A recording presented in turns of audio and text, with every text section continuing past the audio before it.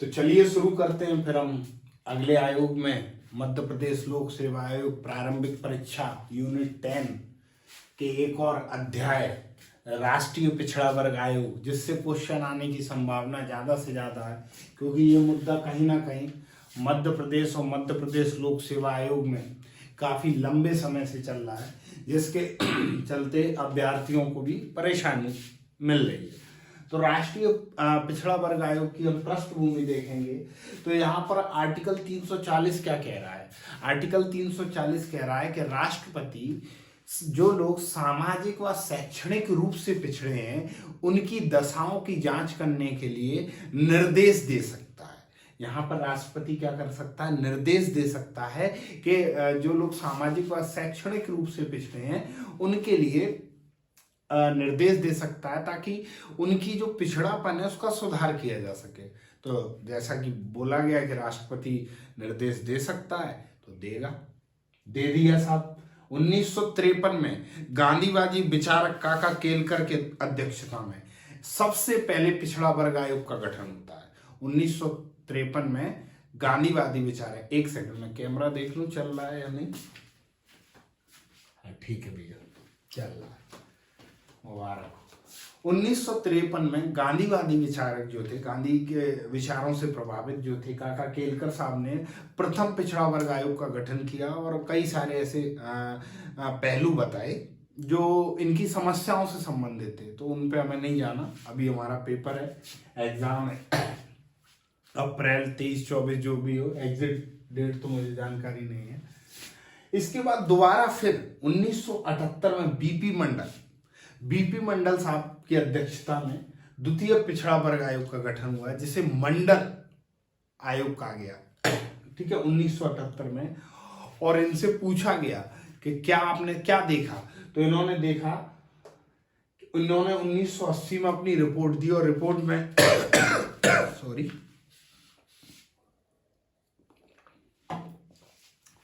और इन्होंने रिपोर्ट में अपनी कहा कि शैक्षणिक संस्थाओं में तथा नौकरियों में जो पिछड़ा वर्ग के लोग हैं उनको 27% आरक्षण दिया जाए। बात हो गई 27%। अब क्वेश्चन दो तरीके से आएगा। प्रथम पिछड़ा वर्ग आयोग का गठन किसकी अध्यक्षता में हुआ था? काका केलकर। कब हुआ था? 1953। द्वितीय पिछड़ा वर्ग आयोग का गठन कब हुआ था? बीपी मंडल, ठीक है। इनने अपनी रिपोर्ट कब दी? 1978 में गठित हुआ। सिफारिश क्या की? 27% आरक्षण, ये आने के चांस है, ठीक है। 1990 में सरकार ने इसे मान लिया। सरकार भी क्या भैया, आयोग रिपोर्ट दे रहा, सरकार मानेगी।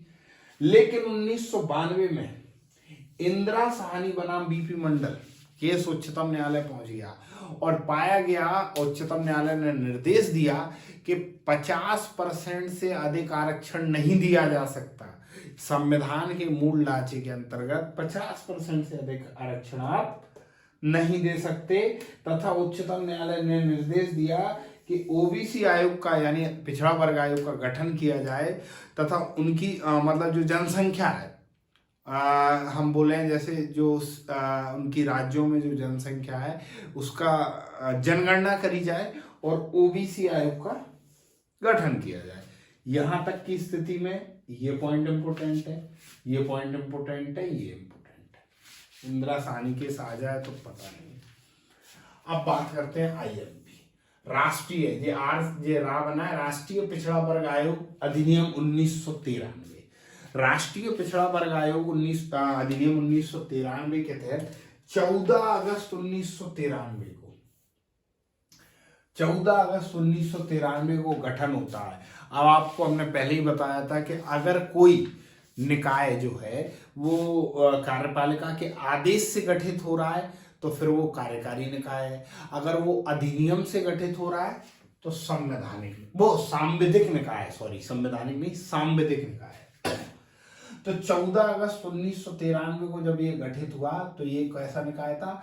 एक सांविधिक निकाय था। फिर क्या हुआ कि भैया सांविधिक निकाय से काम नहीं चल रहा, फिर परिवर्तन। अब क्या किया जाए? इसको संवैधानिक निकाय बनाया जाए। तो संवैधानिक निकाय कब बनेगा? जब संविधान में परिवर्तन हुआ। तो 102वां संविधान संशोधन 102वां संविधान संशोधन 2018, 102वां संविधान संशोधन 2018 में भाग 16 में अनुच्छेद 338 बी जोड़ा। हमने इससे दोनों पहले लेक्चर में क्या पढ़ा है, 338 में अनुसूचित जाति आयोग, 338 ए में अनुसूचित जनजाति आयोग और 338 बी में राष्ट्रीय पिछड़ा वर्ग आयोग। तो यहाँ पर 338 बी राष्ट्रीय पिछड़ा वर्ग आयोग का गठन संवैधानिक निकाय के तहत अगस्त 2018 में कर दिया गया। क्या समझे, एक बार रिवाइज देख लो। राष्ट्रीय पिछड़ा वर्ग आयोग अधिनियम 1993 के तहत अगस्त 1993, 14 अगस्त है, हाँ 14 अगस्त 1993 के तहत राष्ट्रीय पिछड़ा वर्ग आयोग अपने सांविधिक आयोग के रूप में जाना जा रहा है। वहीं पर जब इसको संविधान में जोड़ने की बात करी गई तो 102वां संविधान संशोधन 2018 में अगस्त 2018 के अगस्त 2018 में एक पहले 102वां संविधान संशोधन 2018 के तहत भाग 16 में अनुच्छेद 338 बी एक नया प्रावधान जोड़कर अगस्त 2018 में राष्ट्रीय पिछड़ा वर्ग आयोग को एक संवैधानिक प्रावधान दिया गया। यहां तक चीज। अब 2 क्वेश्चन और बनी। मुख्यालय नई दिल्ली, ठीक है। प्रथम अध्यक्ष, कहने का मतलब जब सांविधिक निकाय था तब इसका प्रथम अध्यक्ष कौन थे, RN प्रसाद, और जब संवैधानिक निकाय बन गया तो भगवान लाल साहनी। ये 2 पॉइंट बहुत इंपॉर्टेंट हैं। अभी आप कहोगे मैं बोल दूं प्रथम अध्यक्ष RN प्रसाद, वहां पर आया राष्ट्रीय पिछड़ा वर्ग आयोग संवैधानिक निकाय होने के साथ इसके प्रथम अध्यक्ष कौन थे। अब भगवान लाल साहनी आपको मिल नहीं रहा, वो RN प्रसाद मिल नहीं रहा आपको, अब परेशान हो गए। तो 1993 में जब इसकी जो अस्तित्व था वो एक सांविधिक निकाय के रूप में था। इसका स्वरूप, इसकी प्रवृत्ति जो थी, इसकी प्रकृति जो थी वो सांविधिक निकाय की थी। लेकिन 2018 में संविधान संशोधन जब हुआ तो ये एक संवैधानिक निकाय हो गया, 102वें संविधान संशोधन 2018 के तहत। अच्छा, ये बिल जो पेश हुआ था 123वां बिल था संविधान संशोधन विधेयक, लेकिन संविधान संशोधन 102वां था। 338 बी जोड़ दिया, 338 पता है और 338 ए भी पता है आपको, ठीक है। इसमें नहीं करेंगे, नहीं कंफ्यूजन हो जाएगा आपको, पता नहीं कहाँ क्या घुमा दिए। फिर संरचना में 1 अध्यक्ष, 1 उपाध्यक्ष और 3 सदस्य। जो सदस्य हैं उनमें से 1 महिला का होना अति आवश्यक है, पहला ही पॉइंट यहां से याद कर लीजिए।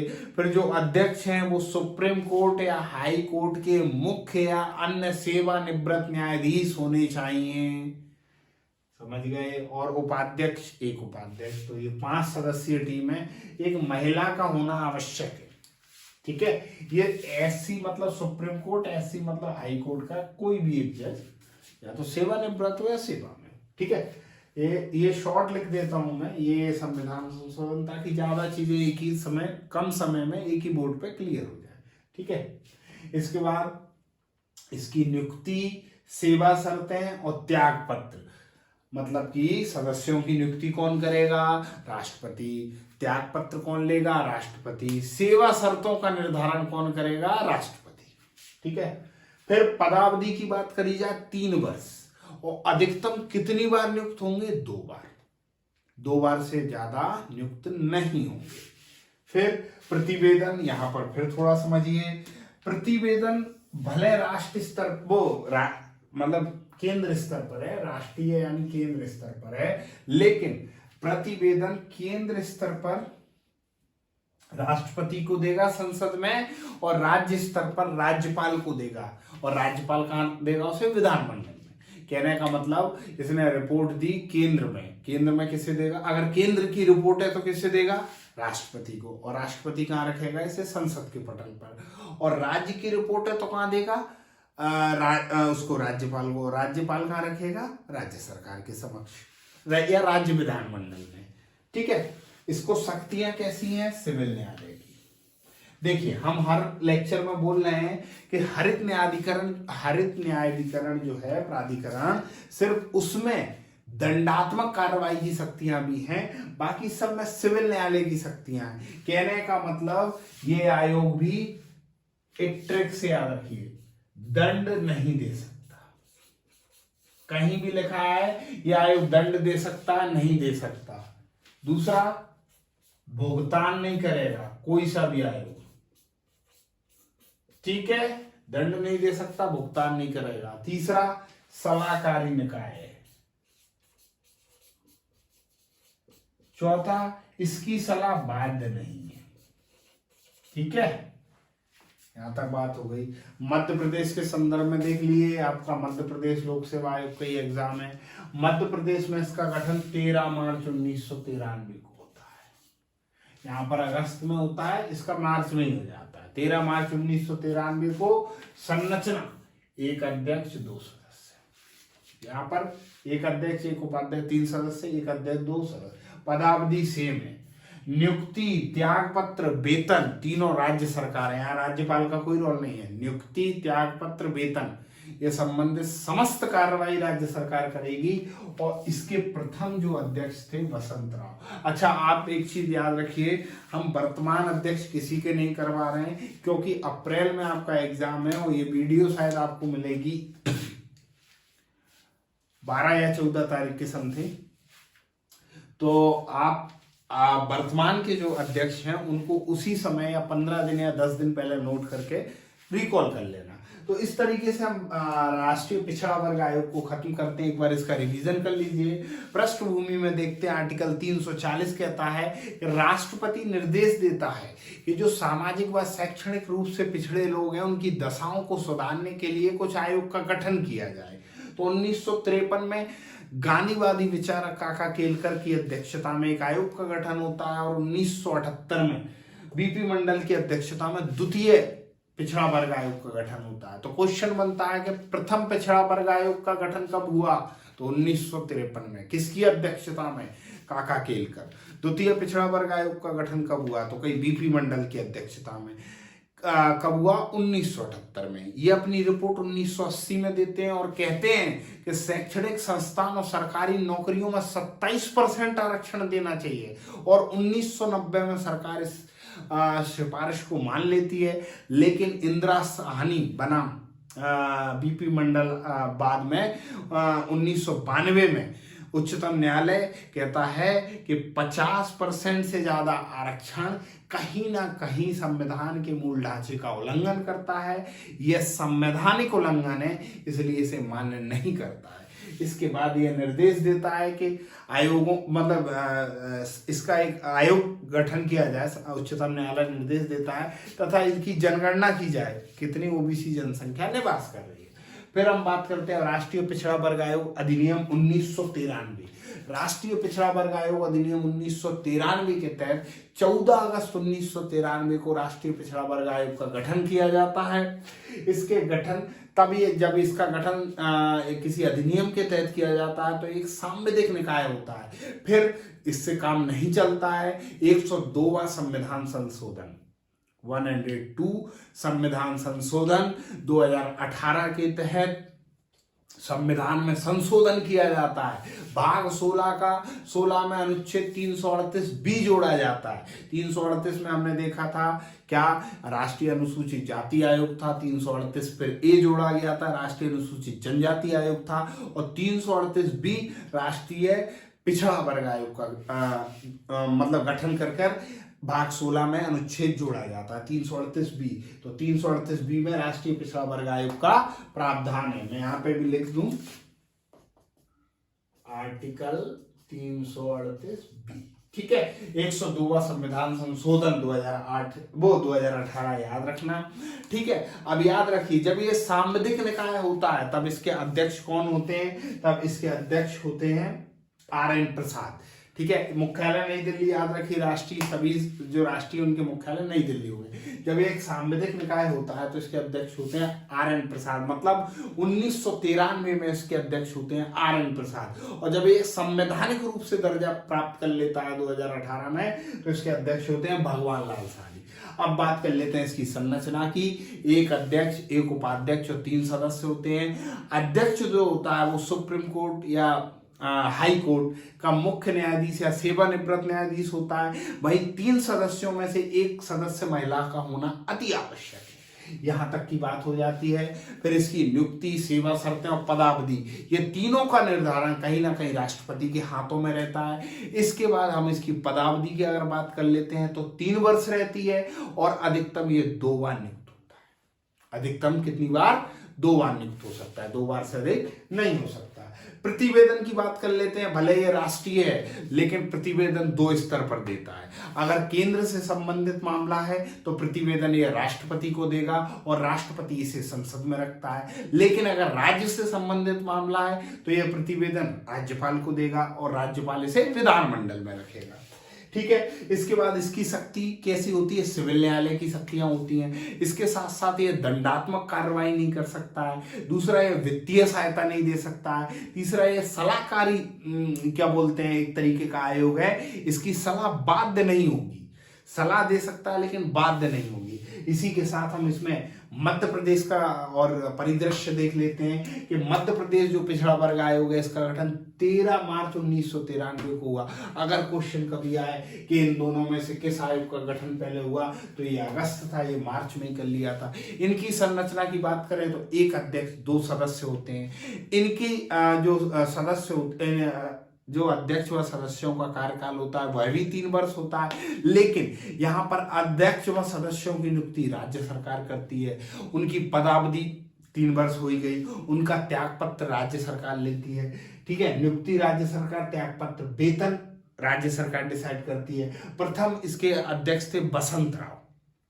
अच्छा, एक क्वेश्चन और है आयोगों में, आप याद रखिएगा, अगर अध्यक्ष नहीं है, थोड़ा सा क्वेश्चन क्रिटिकल शायद आ जाए, आना तो नहीं चाहिए क्योंकि अभी आयोग नए नए हैं तो अभी तो ऊपर ही ऊपर से क्वेश्चन आएगा, लेकिन फिर भी मान लेते हैं अगर किसी भी आयोग में ऐसा क्वेश्चन आता है, आप किसी भी आयोग में लगा सकते हैं। अगर अध्यक्ष अनुपस्थित नहीं है तो उपाध्यक्ष जो है वह अध्यक्ष का कार्य करेगा। फिर आपके दिमाग में क्वेश्चन आएगा, फिर उपाध्यक्ष का काम कौन करेगा? तो यह राष्ट्रपति डिसाइड करता है। राष्ट्रीय आयोग में इन 3 सदस्यों में से किसी को एक को उपाध्यक्ष बना देता है। तो इस तरीके से हम राष्ट्रीय पिछड़ा वर्ग आयोग को खत्म करके ये क्रम अनुसार 3 आयोग और खत्म कर लेते हैं। तो वर्तमान में हम 7 आयोगों के साथ कहीं ना कहीं आयोग का आधे से अधिक चरण, जो सबसे कठिन आयोग थे, वो खत्म करते हैं। इसके बाद हम देखेंगे कि कौन से आयोगों पर हमें सबसे पहले नजर रखनी है, उन आयोगों को करेंगे। तब तक चैनल को लाइक, शेयर, सब्सक्राइब करिए, कमेंट करिए। कहीं कुछ गलती हो रही है तो उसको बताइए, तो उसमें और सुधार किया जाएगा। ठीक है। फोटो खींच लीजिए। मैं तो नहीं आ रहा। ठीक है। और अपनी तैयारी को निरंतर लागू करिए। जैसे ही ये आयोग हो जाएंगे उसके बाद हमने सोचा है कि मध्य प्रदेश के कुछ 30 से 40 मैप की एक सीरीज लाएंगे, 30-40 दिन की, 30-40 लेक्चर की, छोटे छोटे लेक्चर रहेंगे, 4-4, 5-5 मिनट के। तो ये पहले सीरीज खत्म कर लें। ठीक है।